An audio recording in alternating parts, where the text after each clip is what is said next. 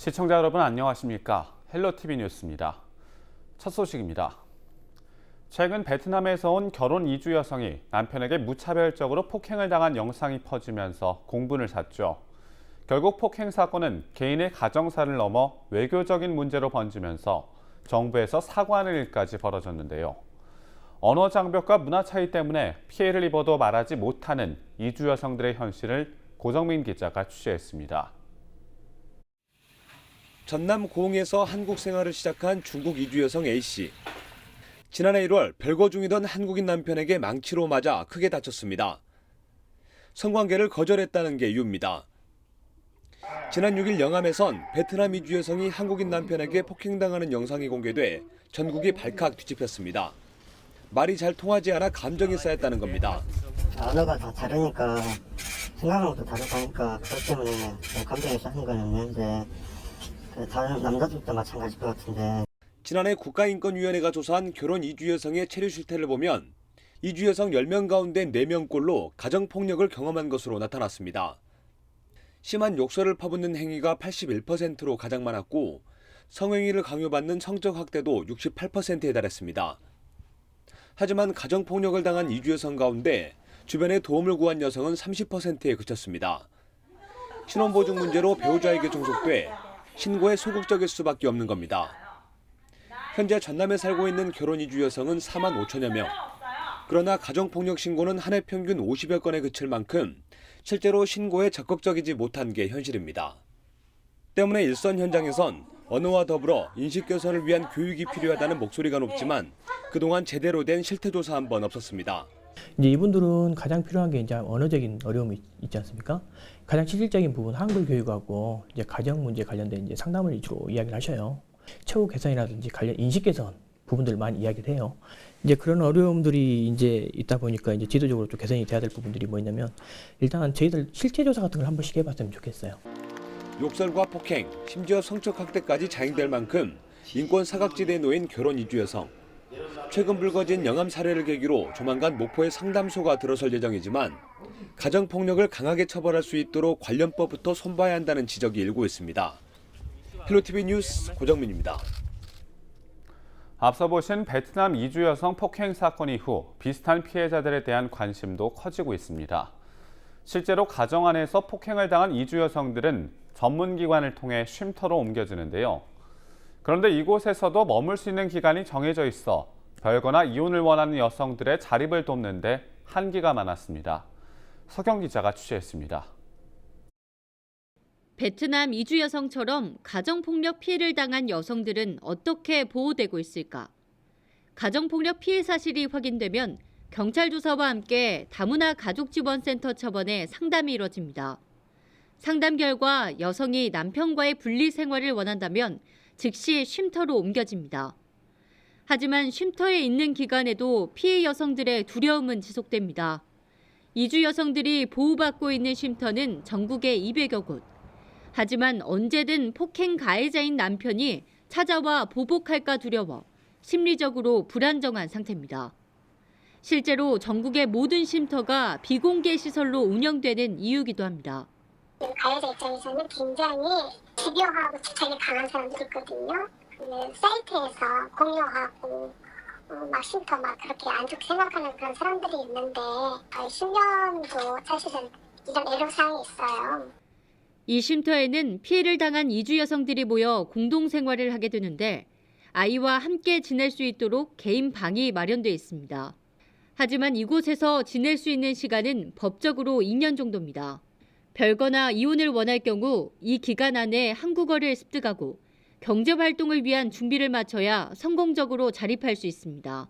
본인과 아이의 안전을 보호할 수 있는 최소한의 여건을 마련하는 시간입니다. 부부관계를 회복해서 복귀를 하면은 좋은데 복귀를 못하게 될 상황들이 있잖아요. 그러면 뭐 이혼을 하거나 결거를 하거나 이런 상황에서 기고하는 게 가장 힘들죠. 보호기간에서 한 2년 정도까지는 연장해서 보호가 가능한데요. 그 이후에는 자립해야 되잖아요. 지난해 우리나라로 시집온 이주 여성의 가정폭력 피해 신고는 1,200여 건으로 해마다 늘고 있는 상황. 피해를 당하고 있는 이주 여성은 경찰서나 전국 다문화 가족지원센터로 연락하면 신고 즉시 도움을 받을 수 있습니다. 헬로티비 뉴스 서경입니다. 이주 여성에 대한 폭행 문제는 그동안 우리가 쉽게 알지 못할 만큼 꽁꽁 숨겨져 있었습니다. 앞서 보신 것처럼 피해를 당해도 쉽게 말할 수 없는 입장이었기 때문인데요. SNS를 통해 이번 베트남 이주 여성 폭행 사건 관련 영상을 본 지역민들도 충격을 감추지 못했습니다. 이번 폭행 사건에 대한 지역민들의 이야기를 들어봤습니다. 여론은 지금 박종호 기자입니다.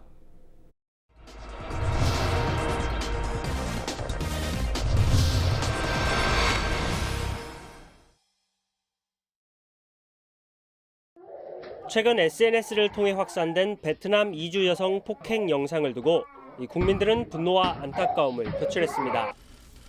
폭행당한 베트남 여성에 대한 지원을 하고 싶다는 문의가 이어지고 있는 가운데 지역민들은 비슷한 사건이 일어나서는 안 된다고 강조했습니다. 저도 이주 여성하고 같이 살고 있는데 너무 폭행이 너무 심하더라고요. 그래서 좀 다시는 이런 일 없도록 정부에서 강력하게 대처해 줬으면 좋겠습니다. 이제 어떻게 보면 개인적으로 봤을 때 저희 국가적으로도 좀 망신이고, 그리고 개인적으로 봤을 때 한 인격체를 좀 무시하는 행위이기 때문에 참 너무 안타깝게 봤고요. 또 저희 지역 주변에도 그런 인식에 대해서 좀 서로 있으면 또 정보도 공유하고 그런 좀 같이 어울리는 그 문화를 좀 같이 기대하는데 그런데 소통이 좀 안 된다고 생각하고 있거든요. 앞으로 좀 사회가 좀 많이 개선돼야 하지 않을까 생각하고 있습니다. 너무 좀 또 이주민이고 외국인인데 더 잘해주진 뭐할 망정 그래야만 되지. 끝까지 안 갔으면 좋겠죠. 서로 우리 감독도 잘하고 있는데 끝까지 안 갔으면 좋겠습니다. 서로 양보하고. 상대적으로 힘이 강한 남성이 여성에게 폭력을 행사하는 행위에 대한 반발도 강했습니다. 무조건적인 폭력 행위는 있을 수 없는 일이라고 밝혔습니다. 아내를 때리는 게 참 아닌 것 같더라고요. 보면서 저는 애기가 옆에서 말리고 있었잖아요. 그거 보면서도 그냥 아랑곳 않게 때리니까 옛날에도 계속 그랬던 것 같더라고요. 몇 번. 그거 보면서 좀 안타깝더라고요. 애기 엄마가 다른 나라에서도 이렇게 온 건데. 절대 손을 대면 안 되고 잔인하고 그런 법이 없어졌으면 좋겠어요. 약자한테. 이번 폭행 사건을 두고 일부 시민들은 부부 두 사람의 문제도 있겠지만 주변의 관심과 배려도 필요하다는 시각도 있었습니다. 이런 가장 기본적인 그 편견을 중요한 것은 그 부모님, 그다음에 그 주위에 그 가족이나 친지, 그다음에 친구들, 그다음에 이웃 주민들이 가장 먼저 그 이해하고 했었으면 이런 상황이 없었을 거라고 좀 생각하고 있습니다. 당연히 그 부부 사이에 때리면 안 된다고 생각하고, 그리고 그거를 직접 찍어서 제보했을 정도면 여자도 그동안 한이 맺힌 게 많아서 그러지 않았나 싶어요. 그래서 이게 만약에 국가적으로도 그렇게 된 거면 약간 대한민국이 좀 창피스러운 그런 일인 것 같아요. 그래서 제도적으로까지는 잘 깊게 생각은 안 드는데, 그래도 이게 화제가 되고 했으니까 그런 상황이 발생하지 않도록 뭔가가. 원래 그 좀 사건이 많았는데 이제서야 늦게 터진 거니까 좀 부끄럽고 그냥 좀 이제 제대로 된 그거였으면 좋겠어요. 그 결혼하시는 분들이 처음에 거기서 배운 한국말이 죄송합니다, 때리지 마세요 이런 거라고 뉴스에서 들었거든요. 근데 진짜 국가적 망신인데 좀 정책 이런 게 좀 필요할 것 같아요. 외국인 여성들에 대해서. 그래가지고 여성으로서도 좀 화가 나는 일이죠. 폭행 사건이 전국적으로 확산되자 이낙연 국무총리가 베트남 공안부 장관을 만나 직접 사과하기도 했습니다. 상대적 약자에 대한 폭행 행위가 반복되지 않도록 정부 차원의 대책 마련이 필요해 보입니다. 헬로티비 뉴스 박종호입니다.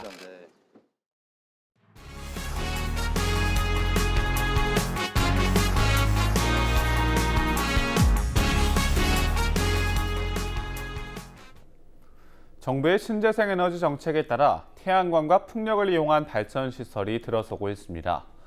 순천시는 환경을 보호하고 주민 피해를 막기 위해 관련 조례를 강화하기도 했는데요.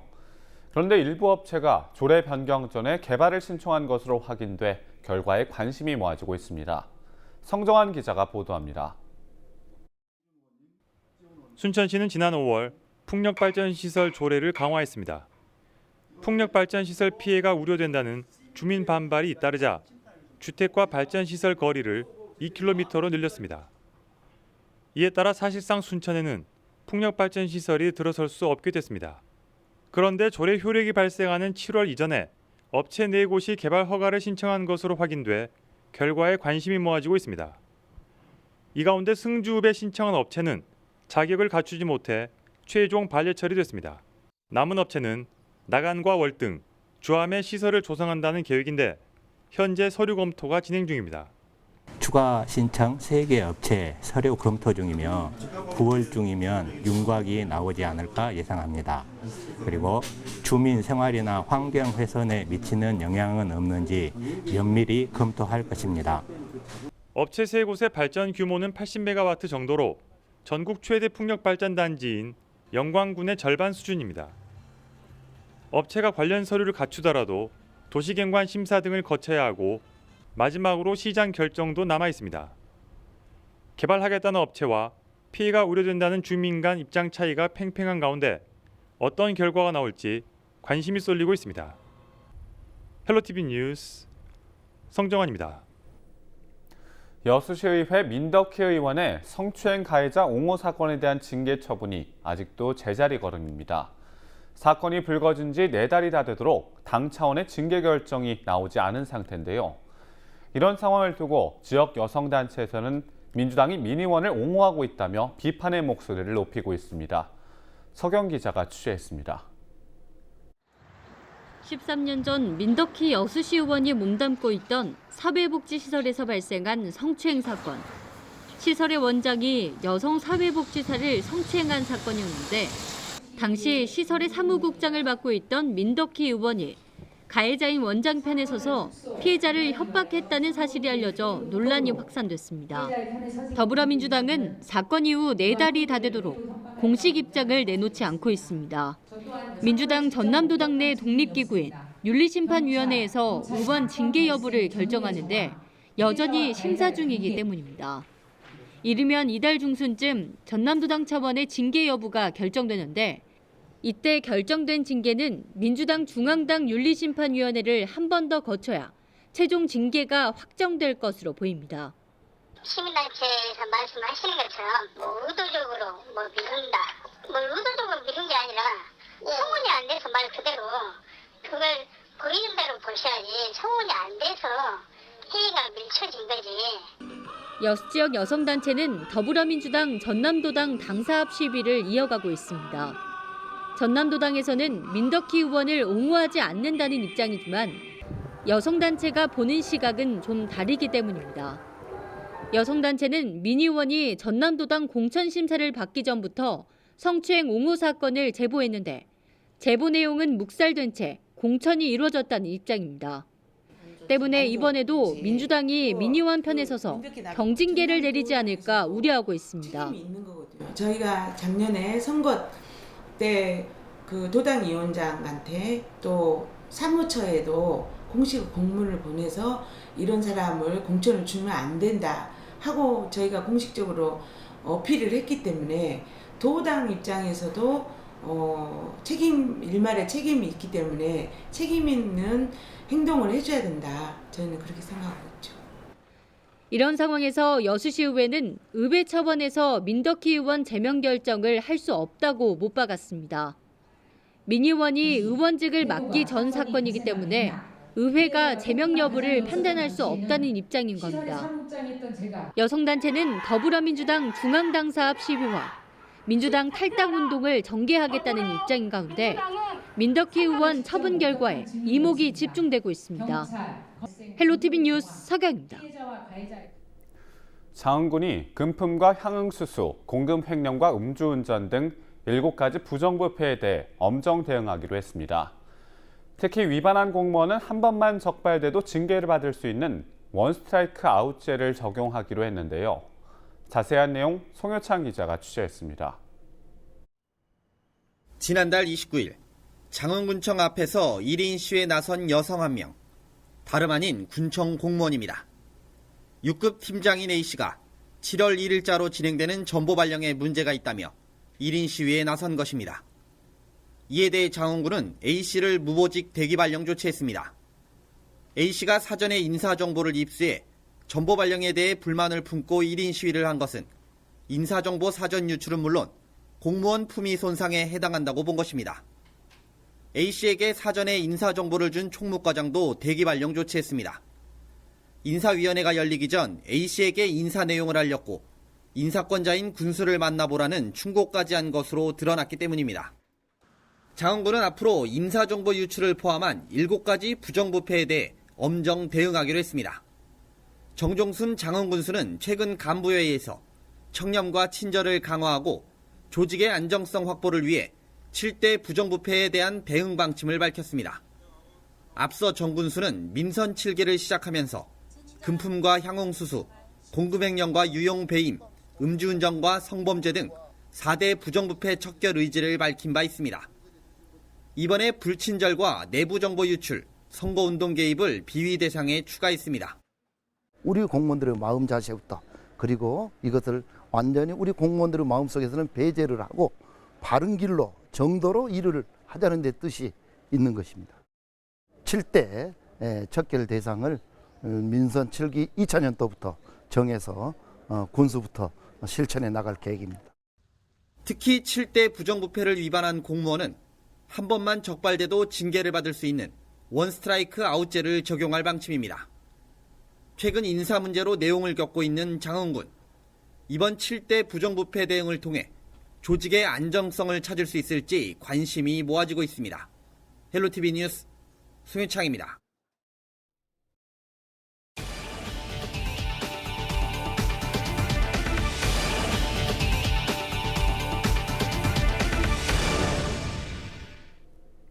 여수시청 공무원 노조가 하반기 승진 인사와 관련해 부적정한 인사라며 해결책을 촉구했습니다.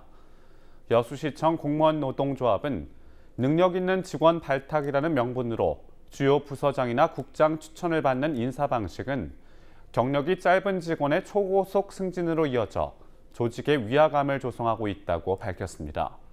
또한 직렬별 형평에 맞는 승진과 통합 인사, 업무 부서에 맞는 직렬, 직군별 직원 배치를 실시하라며 해결책을 요구했습니다. 도시공원 일몰제 문제와 관련해 목포시의회가 오는 16일 오거리 문화센터에서 정책 토론을 갖기로 했습니다. 김휴환 의장의 사회로 진행되는 정책 토론회는 환경단체와 시의원, 공무원 등이 참석한 가운데 주제 발표와 자유토론, 질의응답 형식으로 진행될 예정입니다. 목포시의회는 토론회에서 나온 의견을 수렴해 집행부에 전달할 예정입니다. 광양 지역 출생아 수가 지난해 상반기와 비교해 5.6%가 늘었습니다.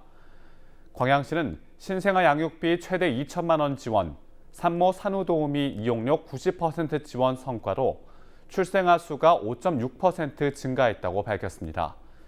실제로 광양시는 혼인신고 3년 이내 신혼부부에게 임신 관련 검사비를 지원하며 정부 지원 산모검사 외에 27종의 산전검사와 임산부 필요검진을 무료로 지원하고 있습니다.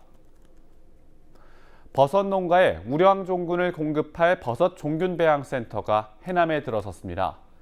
해남 버섯종균배양센터 건립에는 총 사업비 30억 원이 투입됐으며 배양실 시설 등 내동과 종균 생산기계 등 첨단 자동화 설비를 갖췄습니다. 이를 4만 병 규모의 새송이와 느타리 버섯 종균 생산이 가능해 종균 수요량을 외부에 의존해왔던 해남 지역 내 버섯 재배 농가에 신선한 종균을 보급할 수 있게 됐습니다. 또 유통 단계가 간속화돼 비용 절감과 농가 소득 증대에 도움이 될 것으로 기대되고 있습니다. 목포 시립도서관이 여름방학을 맞아 어린이 독서문화 프로그램을 운영합니다. 여름 독서교실은 초등학교 3에서 4학년이 참가할 수 있고 오는 29일부터 다음 달 2일까지 자율독서와 글쓰기 방법, 생활문 쓰기, 독후감 작성 등 다양한 독서 강좌가 진행됩니다. 오는 30일부터 다음 달 23일까지는 어린이들이 주변의 압력이나 간섭 없이 자신의 생각을 마음껏 표현할 수 있는 행복한 미술학교도 함께 열립니다. 주민이 만들어가는 도시재생 사업을 추진하기 위해 광양읍 도시재생대학 심화과정이 운영됩니다. 도시재생대학은 도시재생 사업이 주민 주도로 운영돼 주체적인 관리가 이루어질 수 있도록 주민들의 역량을 강화하기 위해 마련됐습니다. 교육과정은 마을 지원 실무와 게스트하우스 운영, 문화기획, 경관 만들기 실무로 구성됩니다. 도시재생에 관심 있는 주민은 누구나 무료로 수강할 수 있으며 광양읍 도시재생 현장지원센터에 17일까지 접수하면 됩니다. 여수 국가산업단지 스마트화를 위한 사업이 본격화되고 있습니다. 이용주 국회의원은 여수 국가산단 스마트화를 위한 출범식에서 올해 하반기 정부 공모 예정인 스마트 산단에 여수 국가산단이 선정될 수 있도록 중점 분야별 실행 과제를 도출하고 특화 사업을 발굴하는 등 직접 나서겠다고 밝혔습니다. 이 의원은 여수 국가산단이 국가적으로 산업 경제에 차지하는 비중이 매우 크지만 최근 불안한 대외 여건과 산단 노후화로 인해 활력을 잃고 있다며 스마트 선도 산단 사업에 선정될 수 있도록 최선을 다하겠다고 말했습니다. 우리 지역의 이슈 콕 짚어봅니다. 헬로 이슈 토크. 지역의 현안을 시시각각 다뤄보는 헬로 이슈 토크 시간입니다. 해남군이 지난달 전국 최초로 농민수당을 지급을 시작했습니다. 농민이라는 이유로 수당을 받는다는 점에서 전국의 농민과 지자체에서 많은 관심을 보였습니다. 내년부턴 전남 전 지역 그리고 전국적으로 관련 조례안을 만들고 있다고 알려졌는데요. 하지만 아직 처음이다 보니 논란도 많고 우려의 목소리도 많은 상황입니다. 이와 관련된 이야기 지금 시작하겠습니다.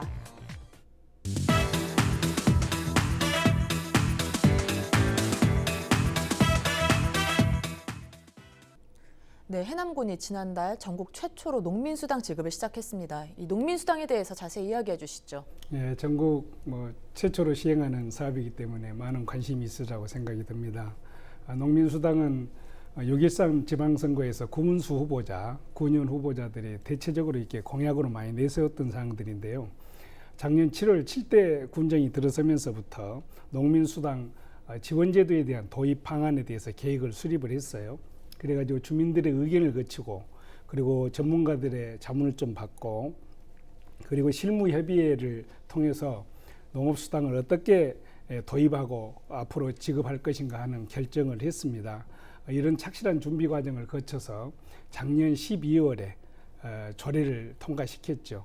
그래서 이제 추진할 수 있는 기반 마련을 했었는데요.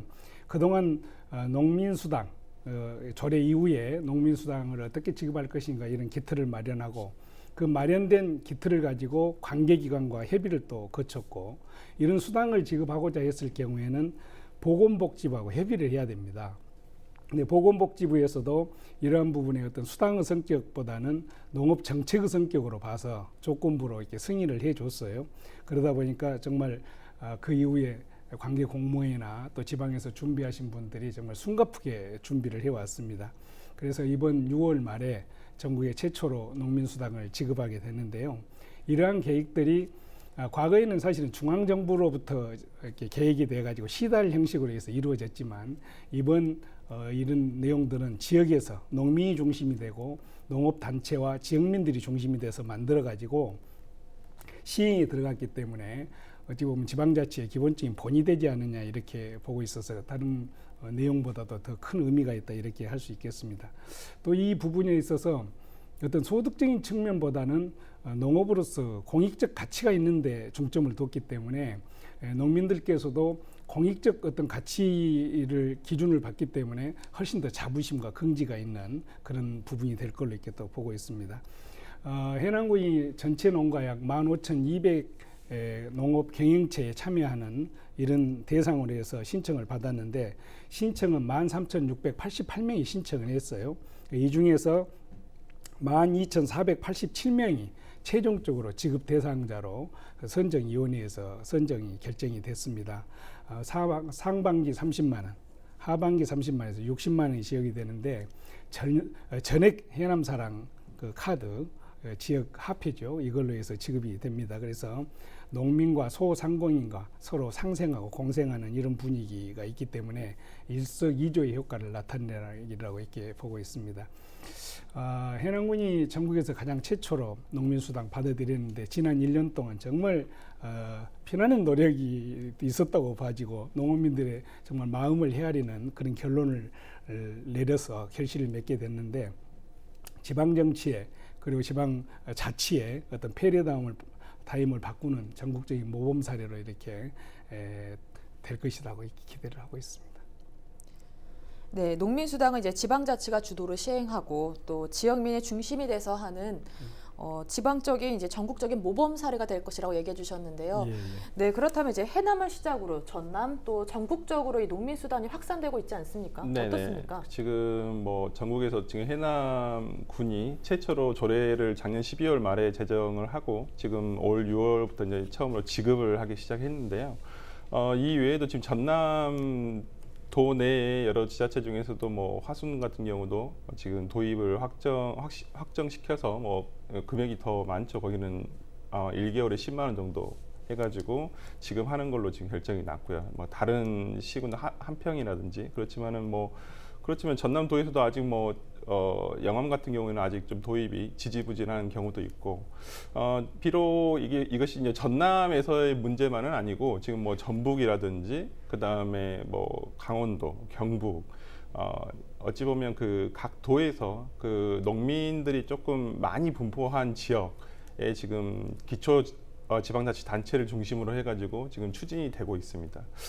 좀 눈여겨봐야 될 것은 이제 전남도 같은 경우에는 내년에 지금 전남형 농민 기본소득제도라고 해서 그 농민수당하고는 조금 다른, 그러니까 뭐 물론 이제 그 취지 자체는 비슷합니다. 농민의 어떤 기본적인 소득을 보장을 해서 농업의 지속적 경영을 가능케 하자라는 것이기 때문에 뭐 이 부분에 대해서는 뭐 비슷한 취지의 맥락을 가지고 추진하는 제도가 지난 김영록 도지사 그 공약으로 시작을 해가지고 아마 이번 달 지난달 6월 말에까지 해서 뭐 영역 결과가 지금 나왔으리라고 예상이 되고요. 그래서 내년 시행을 목표로 해가지고 지금 전남형 농민 기본소득제도를 지금 추진하고 있습니다.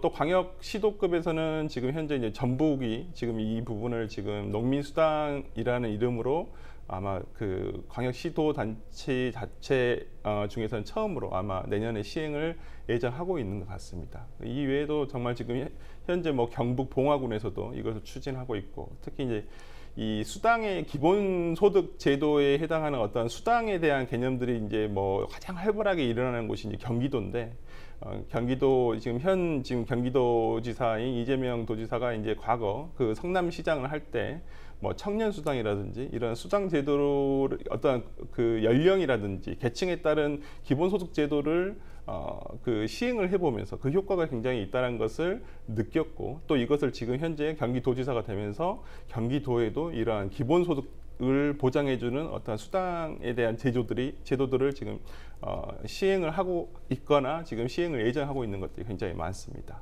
예. 네, 이제 전국 지자체에서 농민수당과 비슷한 제도들을 시행하고 있는 것 같은데요. 네네. 네, 그렇다면 농민수당 추진을 통해 긍정적인 효과들은 어떤 점들을 기대해 볼 수 있을까요? 네, 일단 아까 그 우리 의원님께서도 얘기를 해주셨지만은 이러한 농민수당이라는 정책을 뭐 중앙 정부에서 시작을 한 것이 아니라 어떤 농민들이 스스로 그 다음에 지자체에서 농민들과 그다음 농업 관련 단체들이 이것을 의견을 합심을 해서 어떤 이런 정책을 추진하게 돼서 이 정책이 어떤 결실을 맺었다는 것이 굉장히 중요한 것 같습니다. 이렇게 함으로써 앞으로 어떤 지방자치제라는 그 대한민국의 어떤 기본 헌법 체제에서 있는 어떠한 시스템인데 이것들을 정말 효과적으로 운영할 수 있는 정말 그 주민이 주가 되는 그런 또 하나의 정책이 마련됐다고 볼 수가 있거든요.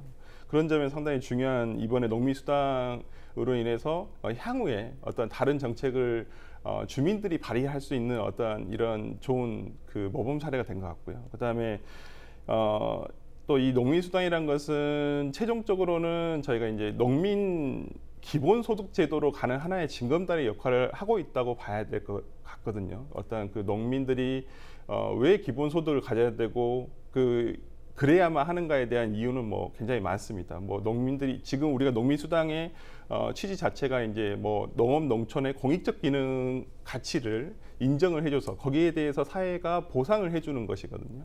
그렇기 때문에 이러한 농민들이 자신의 농업을 기본적으로 지속 가능하게 할 수 있다는 어떤 기본이 발판이 됐다라고 볼 수가 있습니다. 또 하나는 이렇게 농어민들이 그러니까 뭐 그 농업을 계속 이어감으로 인해서 최근에 이제 불거지고 있는 이것이 뭐 이게 하나의 지역의 문제가 아니라 어떤 대한민국 또는 세계적으로 보더라도 어떤 식량 주권주의의 아주 중요한 기본이 되는 요소라고 볼 수가 있거든요. 어떤 농업이 아무리 산업화가 된다고 치더라도 우리가 농업을 포기할 수는 없거든요. 농업을 포기하게 된다면 모든 뭐 식품이나 식량 이런 것들을 우리가 수입에 의존하게 된다면 그것은 정말 국가의 하나의 기능을 상실하는 부분이라고 볼 수가 있기 때문에 현재 우리나라의 식량 자급률도 23%에 불과합니다. 그럼에도 불구하고 지금 농어민들이 계속 줄어들고 있는 상황에서 이러한 농민수당이 가지는 농민들에게 심리적으로 주는 영향은 굉장히 크다고 볼 수가 있을 것 같습니다.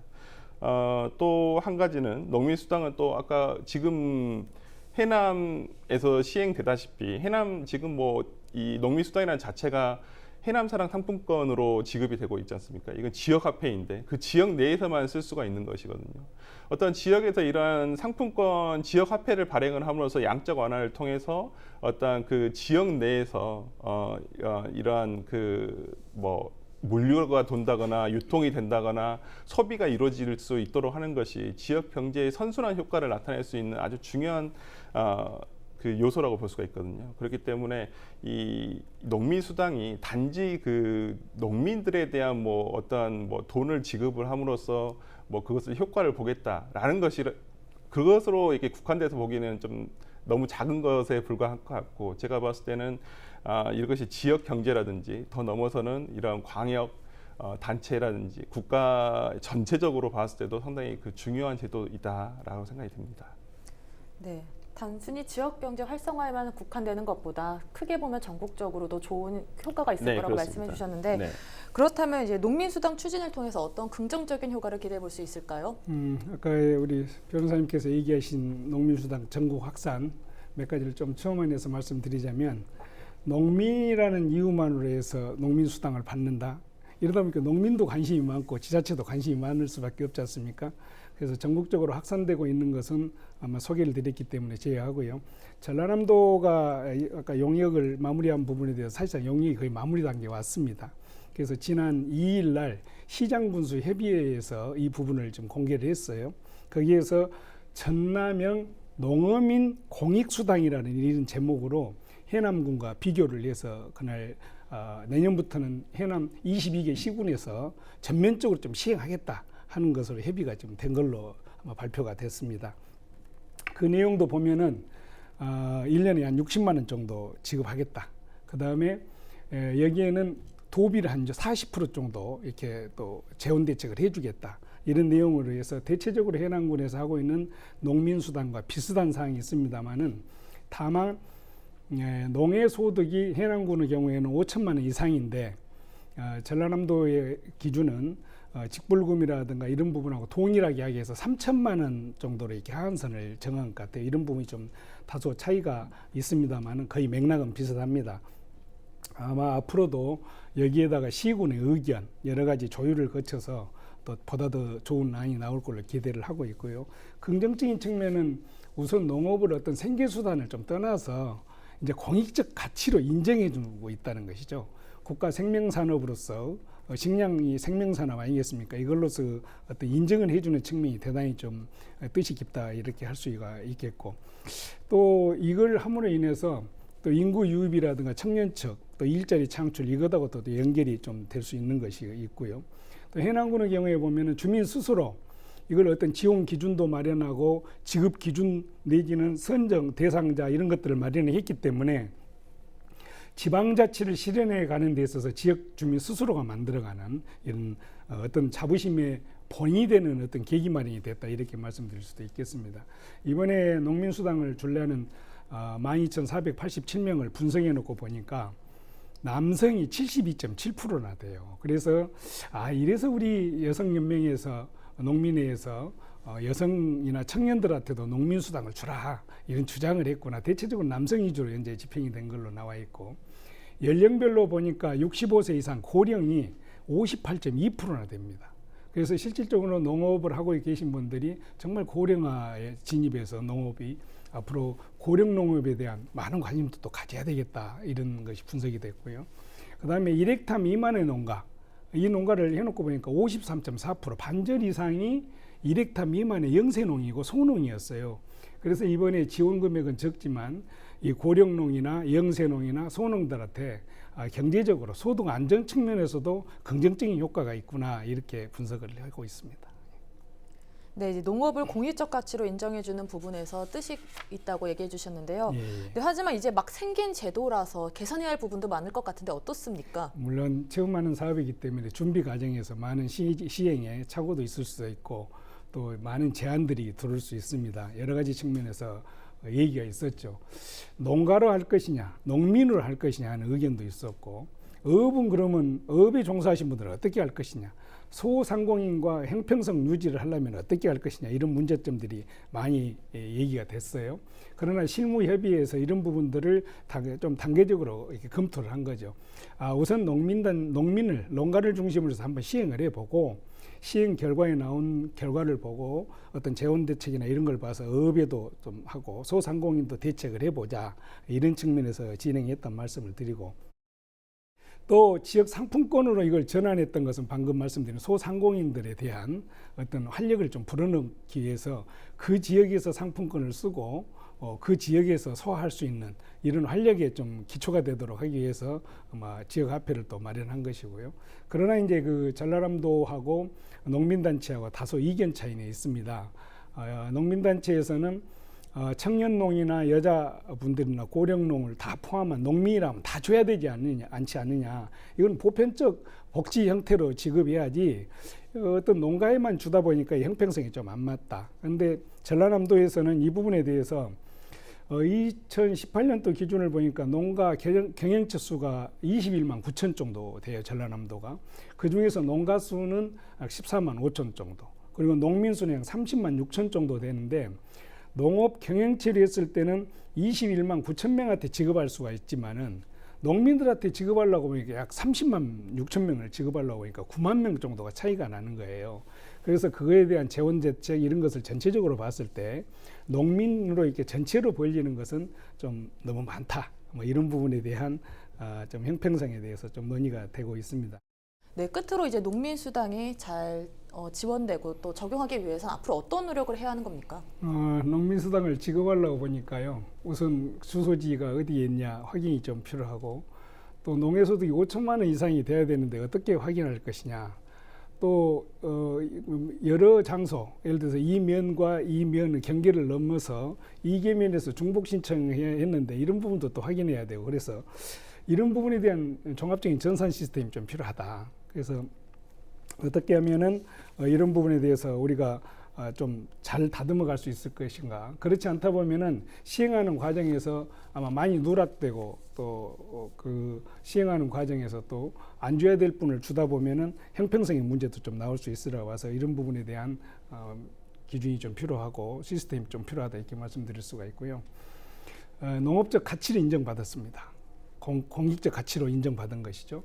그렇다면 이 제도가 성공하기 위해서는 역시 수혜를 받는 우리 농민들께서 어떻게 하냐에 따라서 성패가 좌우될 것입니다.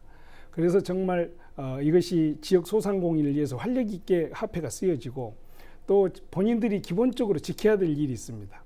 이걸 수혜를 받으신 분들은 농업에 있어서 농업 폐자재라든가 이런 것들을 다 스스로 잘 관리해야 될 8개 덕목이 있습니다. 이런 부분들을 잘 관리를 해서 국민적 공감대를 형성을 받고 신뢰를 받아야만이 앞으로 이러한 부분들에 착실히 더 추진이 되고 발전 방향으로 나아갈 수 있으리라고 보는데, 줘도 그만 안 줘도 그만이더라. 농민들은 어떤 의식은 바꿔지도 안 했더라. 이렇다 보면은 만약에 이것이 시행하는 과정에서 축소되고 그런다면은 결국은 그 피해는 고스란히 우리 농민들한테 돌아가기 때문에 도덕적인 어떤 가치 또 그 자세 이러한 어떤 존경 문화로 농업이 좀 이렇게 형성이 돼서 발전돼 갔으면 좋겠다는 이러한 생각을 갖고 있습니다. 네, 이 농민들의 노력으로 국민적 공감대와 신뢰를 받아야 한다고 말씀해 주셨는데 네, 끝으로 그렇다면 앞으로 성공적인 농민수당이 되기 위해서는 어떻게 해야 하는 겁니까? 예, 현재 뭐 금액 그 농민수당으로 지급되는 금액 자체가 뭐 그렇게 많지는 않은 금액입니다. 이제 예전에 그 김성훈 전 농림부 장관이 이 농민수당에 대해서 한번 얘기를 할 때 이제 그때 그런 그 구체적인 기준에 대해서 얘기를 한 적은 있는데 월 50만 원 정도는 되어야 한다. 라고 그때 한번 예전에 인터뷰 내용에서 그런 내용이 있었었는데, 그러니까 뭐 농림부에서도 파악을 하기로는 월 50만 원 정도는 되어야지 이게 실질적인 어떤 도움이 되는 그 농민수당이 될 수 있다라고 보고 있거든요. 그렇지만은 뭐 현실적으로 지금 뭐 아까도 말씀드렸습니다만 중앙정부의 어떤 국비가 지원되지 않은 상황에서 지금 기초지방자치단체의 예산으로만 지금 시행되고 있는 상황에서는 아무래도 그렇게 월 50만 원까지는 굉장히 힘든 상황입니다. 네, 이제 농민수당이 농어촌을 바꾸는 전국적인 모범 사례가 될 수 있기를 기대해 보겠습니다. 오늘 이야기 여기까지 나눠보도록 하겠습니다. 두 분 고맙습니다. 농민수당 지급은 농업의 공익적 가치를 인정한 제도적 장치라고 할 수 있습니다. 하지만 형평성 논란, 모호한 기준 등 풀어나가야 할 과제도 많은데요. 시작 단계인 만큼 현재 문제가 되고 있는 것들을 하나씩 해결해 나가길 바랍니다. 지금까지 헬로 이슈 토크였습니다.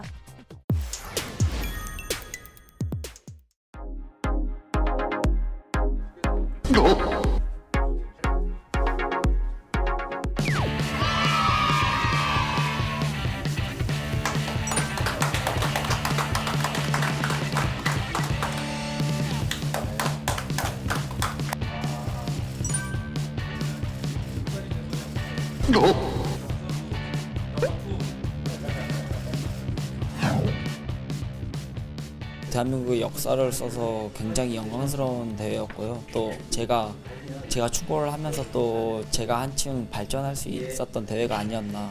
또 나중에 돌아봤을 때 정말 그 대회를 통해서 정말 제가 좀 자부심을 느낄 수 있었던 그런 대회였던 것 같아요.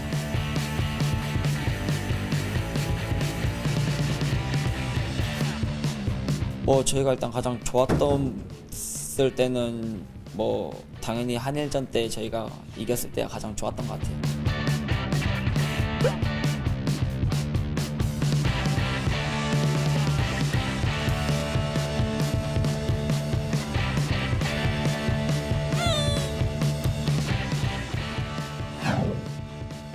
뭐 저한테는 다른 큰 선물보다 그 선물이 가장 제게는 큰 선물이지 않을까 싶습니다.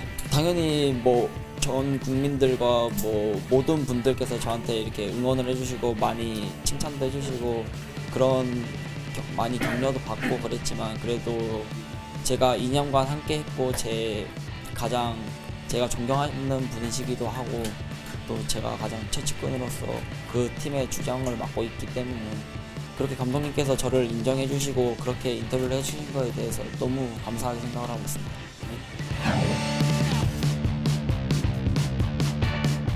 제가 항상 선수들한테 하는 말이 있어요. 저희가 휘슬을 불고 경기를 시작할 때부터 저희가 끝날 때까지 끝난 게 아니다. 항상 저희는 그냥 후회 없이 정말 경기장 안에서 모든 것만 쏟아부으면은 경기의 승패에 따라 상관없이 우리는 정말 박수 받을 수 있는 선수들이고 또 절대 포기해서 안 되고 여기서부터 우리가 더 이겨내고 올라가면 더 높은 곳에 올라갈 수 있다고 그렇게 말을 많이 해줬던 것 같아요.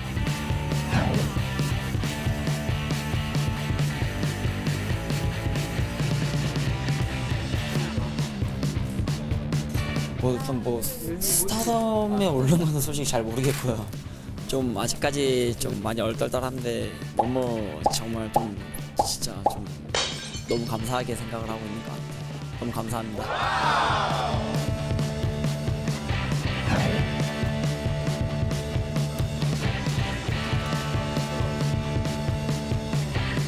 제가 강인이한테 따로 물어봤어요.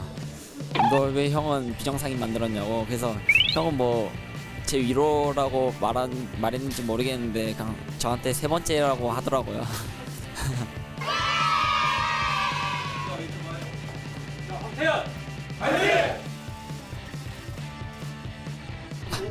헬로 호남 좋아요 구독 많이 해주세요. 감사합니다. 이상으로 헬로티비 뉴스를 마칩니다. 저희는 언제나 지역 주민 여러분 곁에 있겠습니다. 고맙습니다.